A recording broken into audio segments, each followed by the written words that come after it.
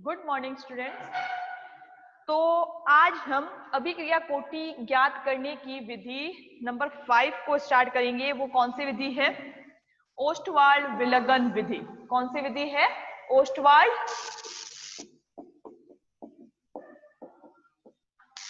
विलगन विधि। Ostwald विलगन विधि, ठीक है। तो देखिए इस विधि में क्या होता है।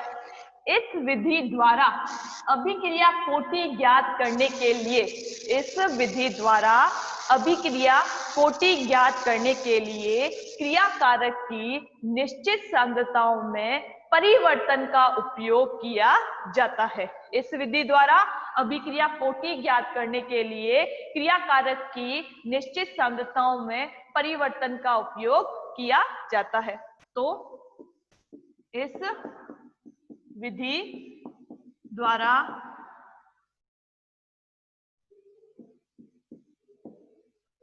अभिक्रिया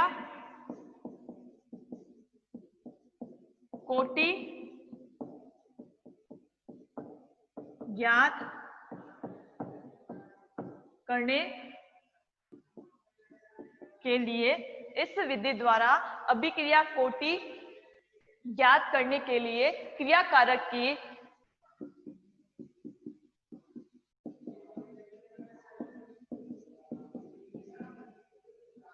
निश्चित सांद्रताओं का उपयोग किया जाता है।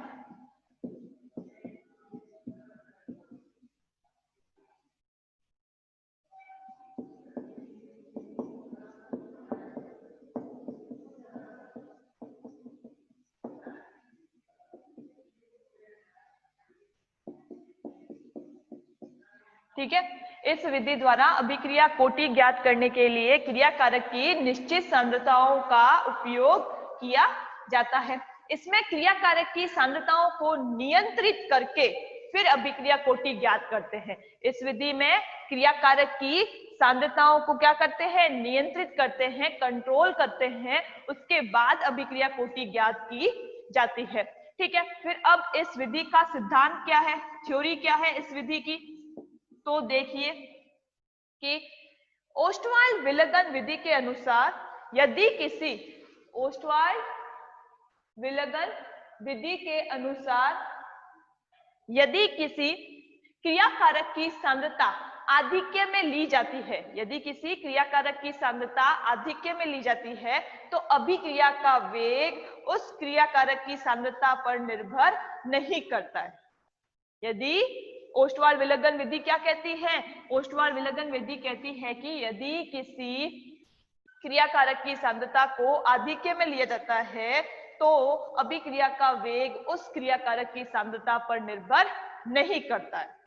तो जैसे हमारे पास, पहले इसका सिद्धांत लिख लेते हैं कि ओस्टवाल्ड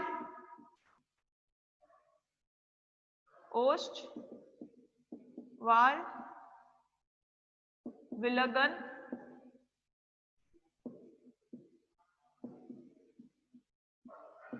विधि के अनुसार, ओस्टवाल्ड विलगन विधि के अनुसार यदि किसी क्रिया कारक की सांद्रता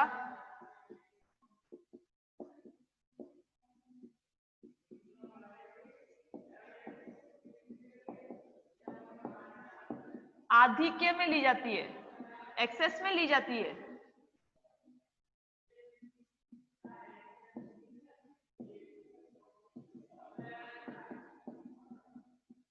तो अभिक्रिया का वेग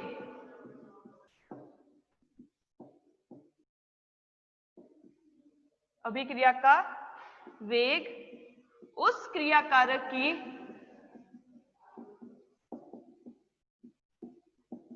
सांद्रता पर निर्भर नहीं करता है, सांद्रता पर निर्भर नहीं करता है। तो क्या कहती है ओस्टवाल्ड विलगन विधि के यदि किसी क्रिया कारक की सांद्रता आधिक्य में लेंगे, एक्सेस में लेंगे, तो अभिक्रिया का वेग जो है वो उस क्रिया कारक की सांद्रता पर निर्भर नहीं करेगा। जैसे हमारे पास एक रिएक्शन है N1A plus N2B plus N3C, क्या तीनों मिलकर क्या बना रहे हैं? एक उत्पाद बना रहे हैं। ठीक है, ये तीनों क्रिया कारक मिलकर क्या बना रहे हैं? उत्पाद बना रहे हैं। ठीक है, तो अब इस अभिक्रिया के लिए, ये अभिक्रिया जो है, इस अभिक्रिया के लिए अभिक्रिया का वेग हम कैसे दर्शाएंगे? देखिए ROR इज इक्वल टू, इस अभिक्रिया के लिए अभिक्रिया का वेग कैसे दर्शाएंगे? ROR is equal to K, A की सांद्रता की घात अल्फा, B की सांद्रता की घात बीटा और C की सांद्रता की घात गामा। ठीक है, इस अभिक्रिया के लिए अभिक्रिया का वेग इस तरह से दर्शाते हैं, ROR is equal to K, A की घात अल्फा, B की घात बीटा इंटू C की सांद्रता की घात गामा। ठीक है, अब ये जो वेग दिया है, ये जो हमने वेग निकाला है, अभिक्रिया का वेग निकाला है ROR, ये क्या है? प्रायोगिक वेग है। ठीक है, तो अतः अभिक्रिया की कोटि क्या होगी? अभिक्रिया की कोटि क्या होगी? इन तीनों ही सांद्रताओं की घातांकों के योग के बराबर होगी, alpha plus beta plus gamma.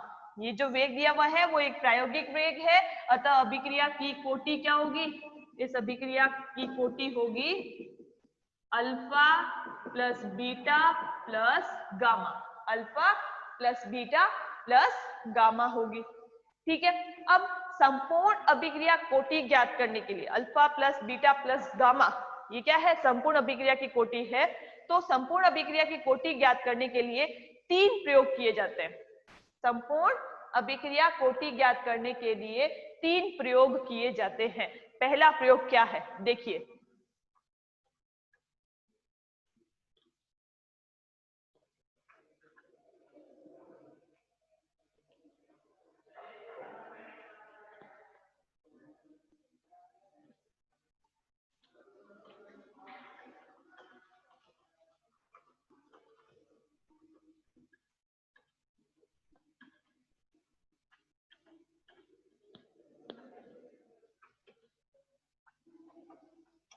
संपूर्ण अभिक्रिया कोटि ज्ञात करने के लिए 3 प्रयोग किए जाते हैं। पहला प्रयोग ये है कि यदि B और C क्रिया कारक की सांद्रता आधिक्य में लें, अगर हम B और C क्रिया कारक की सांद्रता को अगर आधिक्य में लें, तो अभिक्रिया का वेग B और C क्रिया कारक की सांद्रता पर निर्भर नहीं करेगा। ठीक है, क्या प्रयोग है कि पहला प्रयोग क्या है कि यदि हम B और C की सांद्रता को, यदि हम B और C क्रिया कारक की सांद्रता को आधिक्य में लें, तो अभिक्रिया का वेग जो है वो B और C की सांद्रता पर निर्भर नहीं करेगा। तो सिर्फ किस पर निर्भर करेगा? अभिक्रिया का वेग क्रिया कारक A की सांद्रता पर ही निर्भर करेगा। ठीक है, तो प्रयोग फर्स्ट,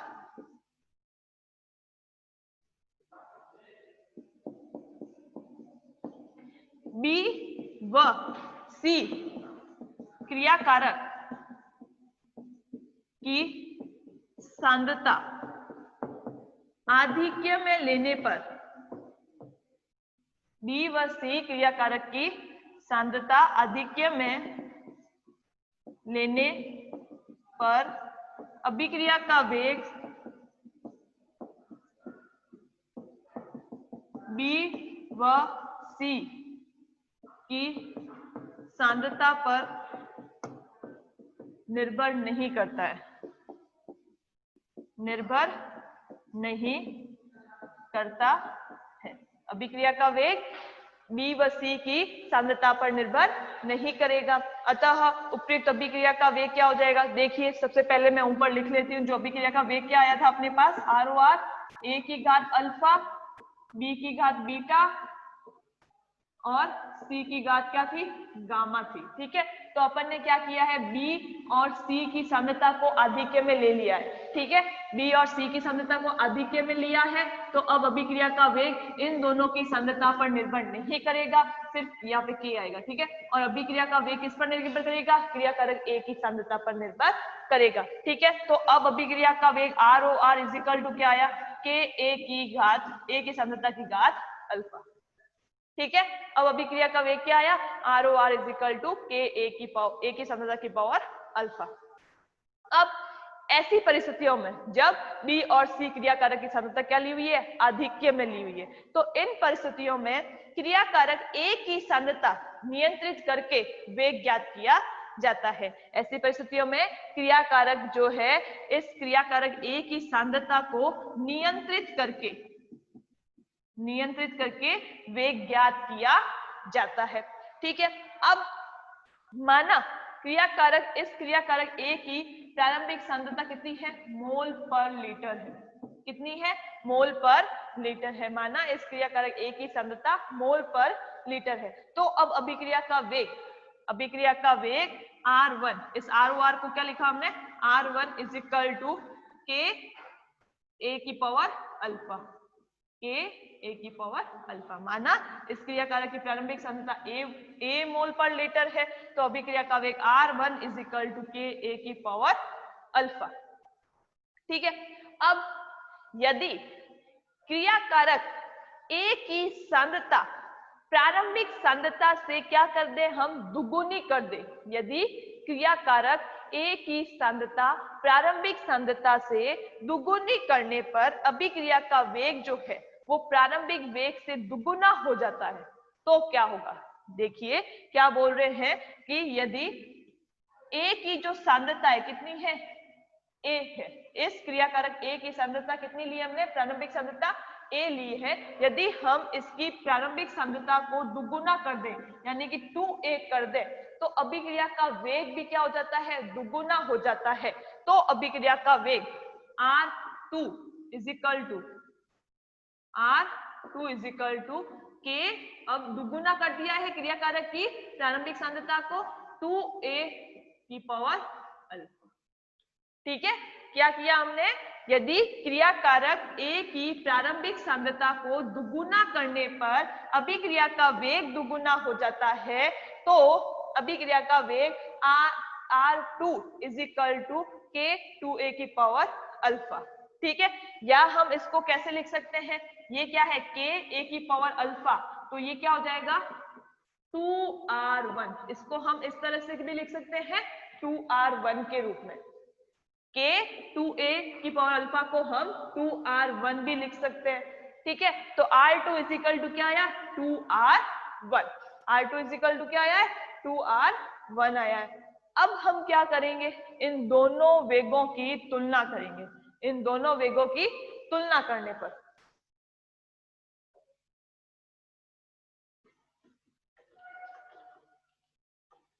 ये ओस्टवाल विलगन विधि इंपॉर्टेंट है, ध्यान में रखना। ठीक है, ओस्टवाल विलगन विधि क्या है, इंपॉर्टेंट है, ध्यान में रखना, ध्यान से देखना। अगर कुछ समझ में नहीं आता है तो पूछ लेना।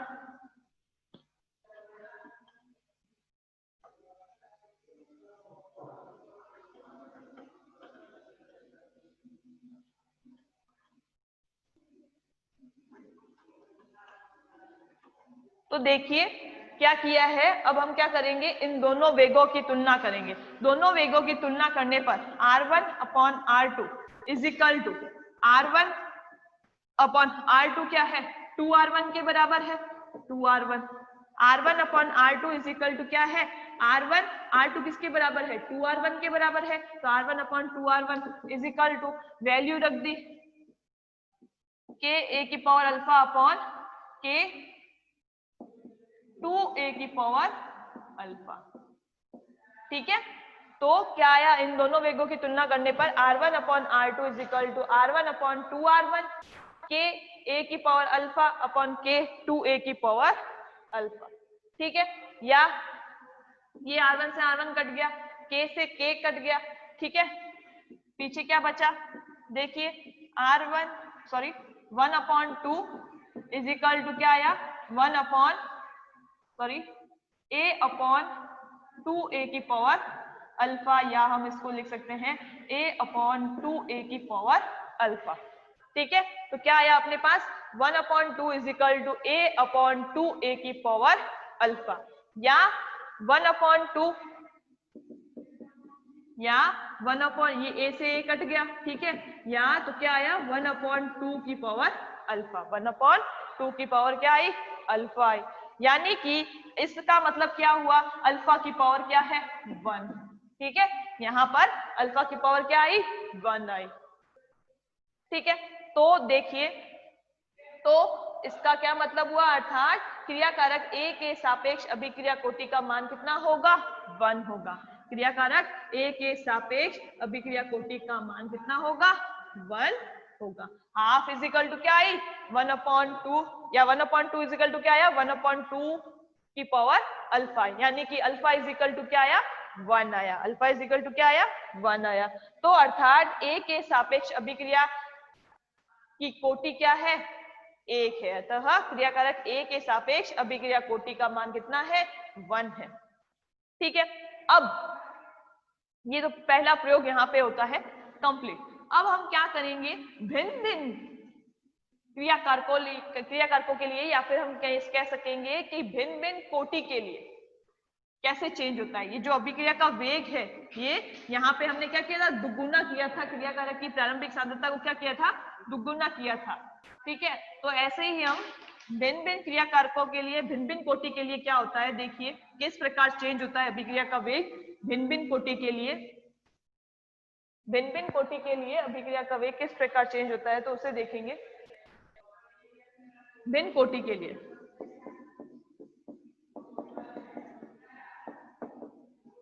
देखिए,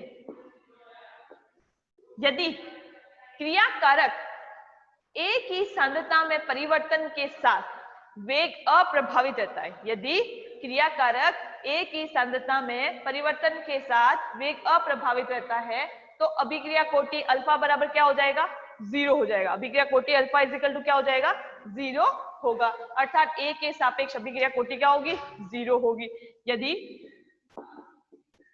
A की सांद्रता में परिवर्तन के साथ वेग अप्रभावित रहता है, यदि क्रिया कारक A की सांद्रता में परिवर्तन के साथ वेग क्या रहता है अप्रभावित रहता है, तो अल्फा इजिकल टू क्या हो जाएगा, तो अल्फा इजिकल टू 0। अर्थात अभिक्रिया का वेग क्रिया कारक की सांद्रता पर निर्भर नहीं करता है, या हम कह सकते हैं कि A के सापेक्ष अभिक्रिया का वेग क्या है 0 है, या अभिक्रिया कोटि क्या है 0 है। अर्थात A के सापेक्ष अभिक्रिया कोटि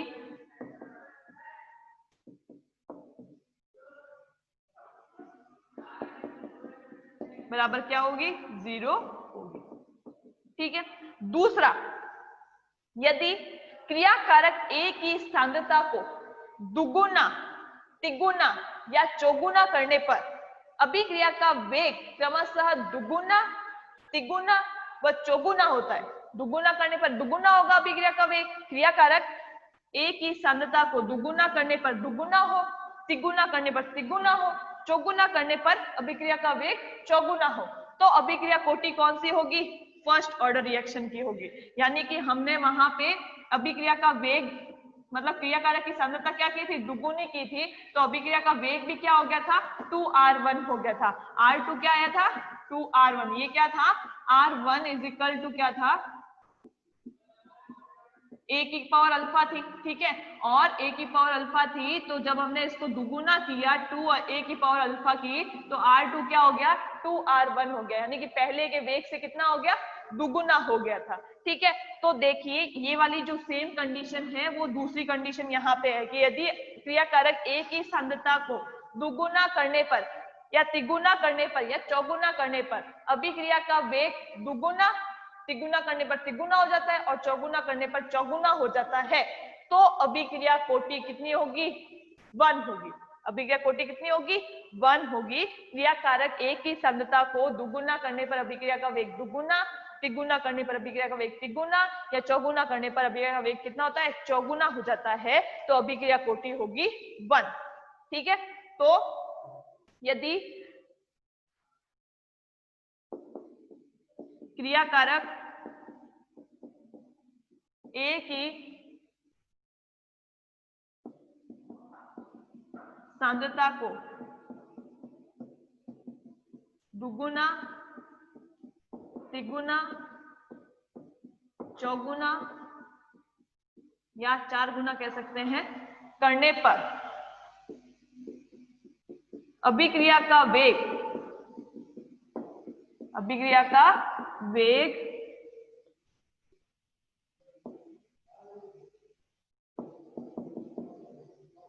क्रमशः दुगुना, तिगुना, 3 गुना और 4 गुना हो जाता है। तो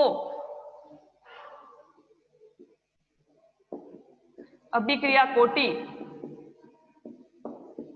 तो अभिक्रिया कोटि क्या होगी? क्या हुआ? हाँ, बीएससी फर्स्ट ईयर की क्लास है। बायो के हो, मैथ्स के हो? इधर से जाओ।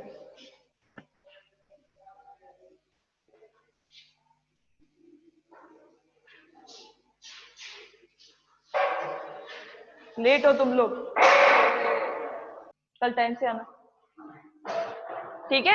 यदि क्रियाकारक A की सांद्रता को दुगुना, तिगुना, चौगुना करने पर अभिक्रिया का वेग क्रमशः दुगुना, तिगुना का तिगुना और चौगुना हो जाता है, तो अभिक्रिया कोटि कितनी होगी? तो अभिक्रिया कोटि A के सापेक्ष होगी 1। तो अभिक्रिया A के सापेक्ष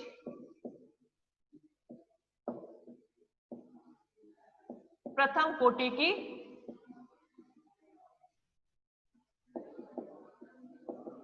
होगी। तो अभिक्रिया जो है वो A के सापेक्ष क्या होगी? प्रथम कोटि की होगी, ठीक है। फिर तीसरा इसका क्या है, देखिए,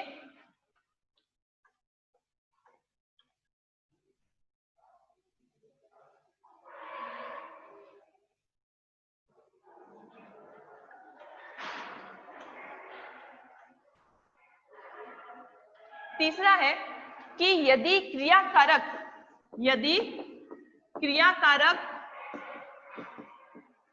A की सांद्रता दोगुनी, तिगुनी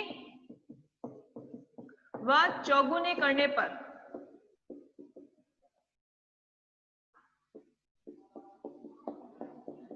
अभिक्रिया का वेग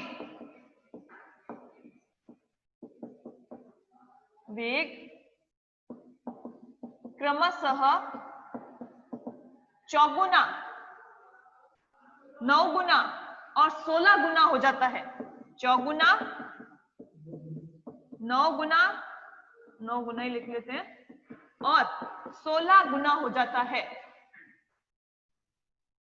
16 गुना हो जाता है। तो अभिक्रिया कौन सी कोटि की होगी? तो अभिक्रिया द्वितीय कोटि की होगी। तो अभिक्रिया A के सापेक्ष, क्रियाकारक A के सापेक्ष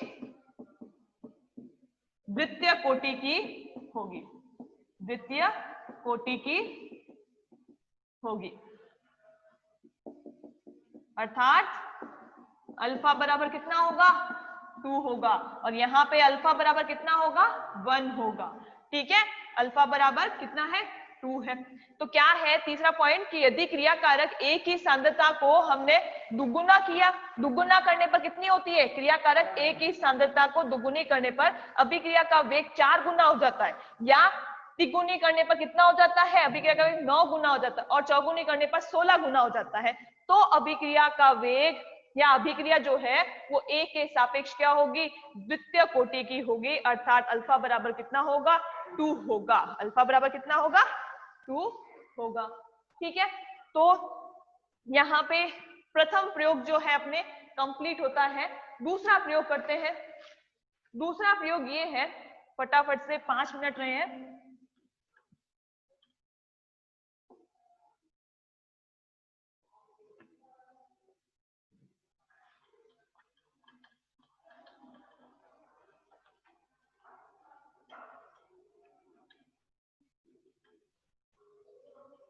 पहले प्रयोग में हमने क्या किया था, बी और सी की सांद्रता को आधिक्य में लिया था।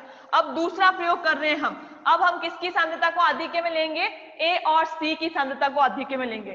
तो देखिए क्रिया कारक, मैं यहाँ पे अभिक्रिया का वेग वापस से ये लिया हुआ ही है, ठीक है। यदि क्रिया कारक ए व सी की सांद्रता आधिक्य में लेंगे, आधिक्य में लेने पर अभिक्रिया का वेग इन दोनों की सांद्रता पर निर्भर नहीं करता है। अभिक्रिया का वेग ए व सी की सांद्रता पर निर्भर नहीं करता है, ठीक है। यदि क्रियाकारक ए व सी की सांद्रता को हम क्या ले रहे हैं, पहले तो हमने क्या लिया था, बी और सी की सांद्रता को आधिक्य में लिया था, ठीक है। अब हम क्या कर रहे हैं, ए और सी की सांद्रता को क्या ले रहे हैं, आधिक्य में ले रहे हैं। तो अब अभिक्रिया का वेग जो है वो ए और सी की सांद्रता पर निर्भर नहीं करेगा। अतः अभिक्रिया का वेग क्या हो जाएगा, R O R is equal to B की सांद्रता की पावर बीटा, बी की सांद्रता की पावर बीटा, ठीक है। तो ऐसी स्थिति में क्या होगा, हम बी की सांद्रता में परिवर्तन से जो हमको वेग प्राप्त होगा उससे हम अभिक्रिया कोटि ज्ञात करेंगे। ऐसी परिस्थिति में बी की सांद्रता में परिवर्तन के साथ वेग में परिवर्तन से हम बीटा का मान क्या करेंगे, अभिक्रिया कोटि बीटा का मान ज्ञात करेंगे। फिर तीसरा प्रयोग, अब हम क्या करेंगे, बी और सी की सांद्रता हो गई आधिक्य में, अब हम लेंगे ए और सी की सांद्रता को आधिक्य में लेंगे, ठीक है। अब तीसरा प्रयोग क्या है, ए व बी की सांद्रता क्या है, आधिक्य में। तो अब अभिक्रिया का वेग इन दोनों पर निर्भर नहीं करेगा। तो अब अभिक्रिया का वेग क्या होगा, R O R is equal to K C की पावर गामा, ठीक है। क्या होगा, सी की पावर गामा के बराबर होगा। यानी कि अब इस ऐसी परिस्थिति में क्या होगा, जब ए और बी की सांद्रता क्या है, आधिक्य में है, तो हम क्या करेंगे, सी की सांद्रता में परिवर्तन के साथ वेग में परिवर्तन से अभिक्रिया कोटि गामा का मान ज्ञात करेंगे, अभिक्रिया कोटि गामा का मान ज्ञात करेंगे। फिर हमको तीनों प्रयोगों से, पहले प्रयोग से अपन को कौन सी घातांक प्राप्त हुई, अल्फा, दूसरे प्रयोग से बीटा और तीसरे प्रयोग से गामा प्राप्त हुई, ठीक है। तो इन तीनों प्रयोगों से प्राप्त अल्फा, बीटा और गामा के योग करने पर हमको संपूर्ण अभिक्रिया कोटि प्राप्त होती है।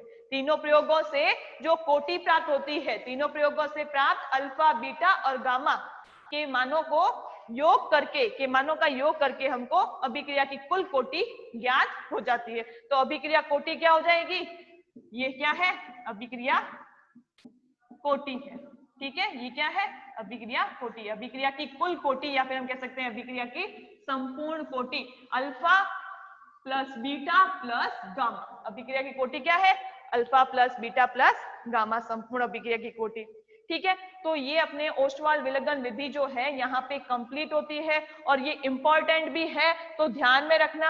अगर कुछ समझ में नहीं आता है तो वापस पूछ लेना एक बार, ठीक है। और अब टाइम कितना बचा है, 1.5 मिनट है, फटाफट से कुछ पूछना है तो पूछ लो।